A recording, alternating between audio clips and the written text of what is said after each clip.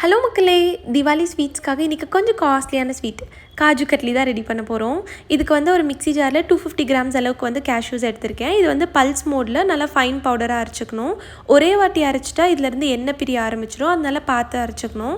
அதுக்கப்புறம் சர்க்கரை பாகு ரெடி பண்ணுறதுக்கு வந்துட்டு ஒரு பாத்திரத்தில் 125 கிராம்ஸ் அளவுக்கு சர்க்கரை எடுத்திருக்கேன். அதாவது 250 கிராம்ஸில் வந்து பாதி. இது கூட வந்து ஒரு ½ கப் அளவுக்கு வந்து தண்ணி சேர்த்துட்டு பாகு வந்து 1 ஸ்ட்ரிங் கன்சிஸ்டன்சி, அதாவது ஒரு கம்பி பதம் வர அளவுக்கு வந்து எடுத்ததுக்கப்புறமா அரைச்சி வச்சுருக்கிற மாவு வந்து கொஞ்சம் கொஞ்சமாக சேர்த்து நல்லா திக்கான டோ வர அளவுக்கு வந்து மிக்ஸ் பண்ணிக்கணும்.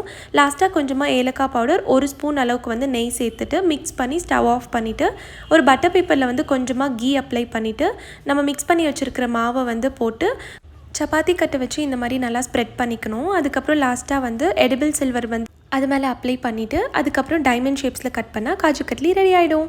மறக்காமல் இந்த தீபாவளிக்கு நீங்கள் இந்த ஸ்வீட்டை ட்ரை பண்ணுங்கள். நம்ம சேனலில் சப்ஸ்கிரைப் பண்ணி சப்போர்ட் பண்ணுங்கள்.